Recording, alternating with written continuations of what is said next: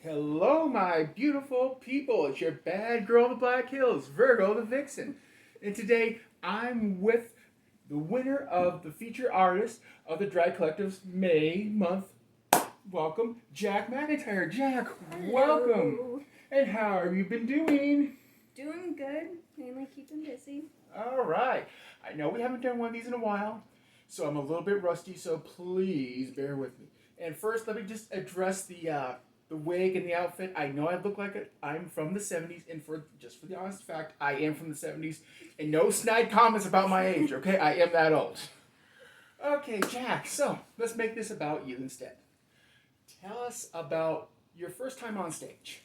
So my first time on stage was about 2 years ago. It was the end of June, and it was definitely an experience. I am happy with how far I've come. It is one of those, trying to find a way of loosening up for the show so you don't pretty much look like a robot during your performance. Well, tell us about that first time on stage, because I think a lot of us can really empathize how nervous we were, how tight we were, versus on how more of how we're able just to move and flow so much easier.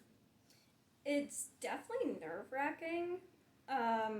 More specifically, like before you get up on stage, because you of course wonder how people are going to react, especially because you're unveiling this new character in a way, versus today you're definitely like, it's still a little nerve-wracking to get on stage, but less so now, especially because I was able to more figure out, who my drag king is, how he works, how he interacts with the crowd, and the kind of music and numbers that he does. So it's definitely a lot easier now than my first performance.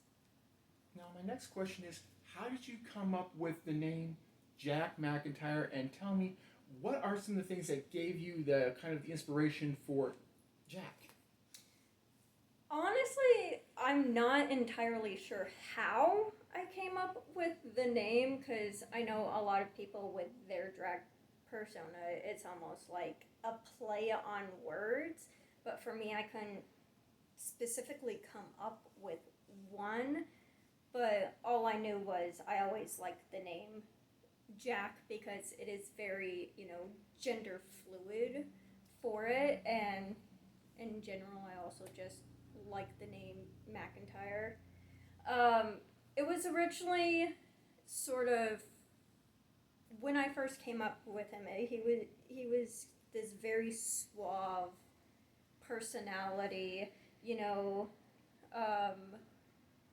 I almost in a way based it a little off of Lucifer Morningstar's look and personality from the show.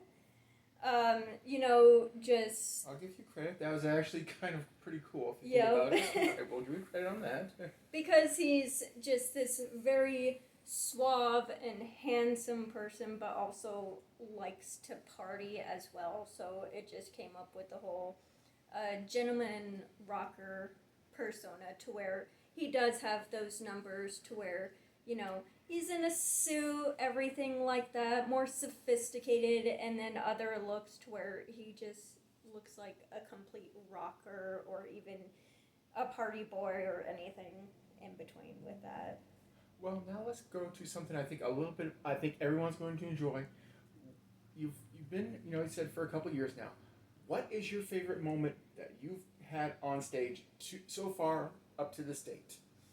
It would probably be my first time at Pride.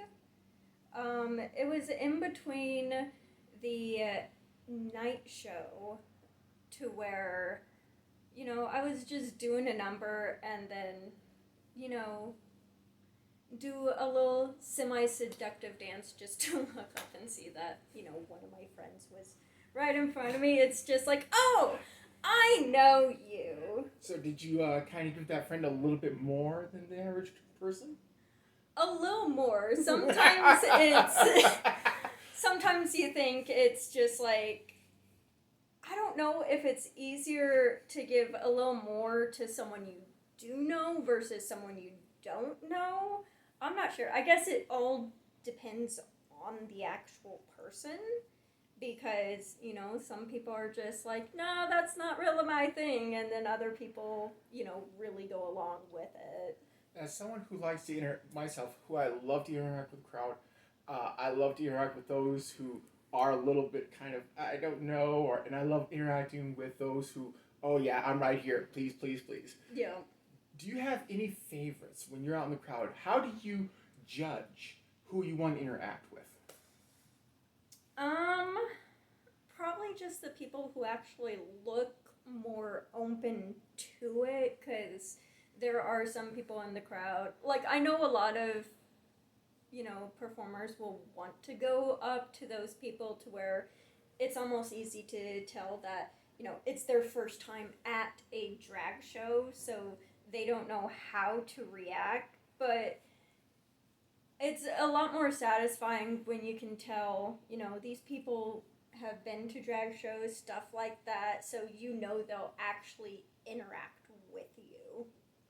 Okay, I'll be honest, fair enough. I'm one of those people who love to get the first time virgins and having fun with them. I won't lie, I've done some rather amusing things. Like, one of my favorite signature moves is to take my leg and wrap it over their shoulder. I love to play around with my boot right in this area. I won't lie, I've done that several times. But with you, though, I've loved your energy that you bring on the stage. You have this amazing energy that it's just, to me, is, I don't know how you do it. How do you have so much energy when you're up there? I guess it depends.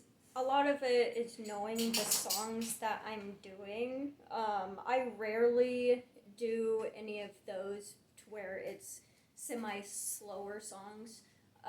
It's always songs that even have a little bit of a beat to it, so it's easy to dance to, it's easy to even just draw the energy from the song itself, and especially when I do this even semi-nostalgic songs, knowing how people will react to it and just knowing, it goes with my personality with it. But I'm also one of those to where I always try and find a way to not do the same song twice, and for the 2 years I have been performing, I have not done the same song twice. I'll be honest, I can't claim that. There are times where I've had one show and then I've had another show in the same month, and I just didn't have time to find time to rehearse or get the costumes ready, so I've had to recycle songs. Sometimes I've had to recycle outfits and costumes. With you, though, one thing that I do love, and I'm glad you talked about it, is your choice of music. I know we have some similar tastes. I love mostly metal music. I love using that high energy stuff, and I know you do too. So tell us about some of the favorite artists or bands that you like to use as part of, when you're up on stage. I love using 80s rock bands, 70s and 80s, sometimes even the early 90s, pretty much almost like those, what Skillet once called them, they're hair bands. Yep, that'd be the correct, and yes, that is the correct term, okay? Yes, those bands to where in the 80s they just had those crazy hair, almost perm-like, because, it's full of energy, and almost anywhere you go, people are going to know their songs. So I do things like, I've done Alice Cooper, I'm pretty sure I've done Poison, I've done a lot of them. I know you've done Alice Cooper, and you did a good Yes. job on that. That was one I do remember. So, anyways, let's talk about the jacket you're wearing. Yes. Okay, I gotta tell you, I love it. Tell us about this jacket. Model it off for our audience here. So this jacket I specifically made for Pride last year. I was going through Goodwill and somehow managed to find just a white jean jacket, and I just took some tie-dye to it. It is the gender fluid colors, and then I got a whole bunch of pens and everything that I got from Pride. This one and the Gender Bender are from Queen on the Scene, a local, not local, they're resident in Sioux Falls. They have a whole bunch of pens, shirts, and jacket stuff for jackets, and hats and everything like that, that they are almost always at Pride every year. Okay, well, since you mentioned, shopping for your jacket at a basic thrift store, what advice do you have for the younger performers who are just starting? Definitely, don't be afraid to change up the looks of, your king or your queen, because it is going to change over time. I don't really think I know many people to where they've actually solidly stuck with just one look and kept with it. It's always changing or growing throughout the years. Definitely you don't have to get a whole bunch of even like high-end stuff. You don't have to spend like hundreds and hundreds of dollars. Goodwill is always a great place to go that comes from any, drag king, drag queen, even cosplayers. Goodwill is definitely a person's best friend. Now, do you make any of your outfits? Because I know some performers actually have the talent or skill to actually make their outfits. I alter some of them, meaning just I change them up, but I have not fully put together one of my looks. Okay, now I want to have a little fun, and I want to know if I'm crossing the line. Just tell me. But you have a big announcement in a couple weeks, or some. I should say not a big announcement, but something big is going to be happening in a couple weeks. Yes. All right. Can you please tell our audience what that is? So my husband and I are having our wedding ceremony. My husband and I have been married since November of 2020. We end up eloping and having a COVID wedding. We are finally able to actually have our wedding ceremony in 2 weeks. Yes. Now, are you going to go traditional? Are you going to do something themed or something totally different? It is themed. It is mythical creatures. He is going to be a Wendigo. Okay. And I am pretty much a fairy queen. I took my wedding gown, I ombre the bottom of it to where it is like wine and then teal. And then I put a whole bunch of fabric butterflies all across the train. Okay. So you heard it. You heard this right here that she's getting married to a Wendigo. Just keep that in mind. His mom plans on coming as a Wendigo as well. That's going to be fun. Oh my God. I'm so sorry that I will not be here to see it. But anyways, I'm going to give you a chance to throw some questions my way to, there's pretty much anything. I'll just be honest. Go ahead. Any questions off the wall. I won't try to put any or little restrictions. A lot of people ask about a person's favorite, performance. Are there any to where, like, afterwards you're just like, I don't know why I did that? Okay, I'll tell you about a performance that I did, and oh my God, I don't know why I did it. It felt like it was about a couple years ago. It was at the Bell Star. It was for a Halloween show, and I was trying to do fake blood, and it just didn't work out. I was trying to drink fake blood, looked like I was trying to get it down the sides of my teeth from vampire fangs, and things were just not going well that night for me, so I learned vampire fang teeth is not for me, and I'll tell you what, I'm glad the audience was how can we say this, polite about it. Yeah, I think mine was when I did Don't Threaten Me with a Good Time by Panic at the Disco, and I did sort of like a reverse stripper number to that, to where I started off and just, a tank top and a pair of briefs and tried to dress during the number. It didn't go as well as I hoped, because apparently it is hard to get dressed during a number, harder than it is to get undressed. So before we wrap it up, do you have any other questions you want to ask for me, or any special messages that you want to give new coming performers out there who are watching this video? Definitely don't give up on it. If you have any questions, feel free to ask people.